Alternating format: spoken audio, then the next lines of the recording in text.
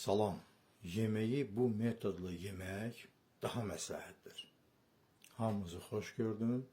Videomu bəyənib paylaşdığınız və səhifəmə abunə olduğunuz üçün hamınızı əvvəlcədən təşəkkürümü bildirirəm. Bu metodun adı interval azlıqdır. İnterval azlıqda gün ərzində bir dəfə və yaxud 2 dəfə qidalanmaq lazımdır. İnterval azlıq əzələ kütləsini azaltmır. Əslində bu metod həm əzələ kütləsini, həm də zülalları qoruyur. Testosteronun və boy hormonu səviyyəsinin yüksəlməsinə köməklik göstərir. Həm testosteron, həm də boy hormonu yağların əriməsinə köməklik edir, əzələ kütləsini qoruyur. İnterval azlıq zamanı ideal qida qəbulu səhər saat 11:30 və axşam saat 5-dir.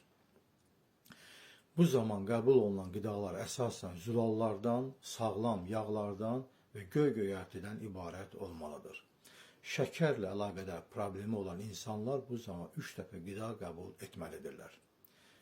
İnterval azlıq zamanı qocalma prosesi ləngiyir və immunitet güclənmiş olur. Əhval-ruhiyyə də yaxşılaşır. Hamınıza can sağlığı arzulayıram. Özünüzdən müğayət olun.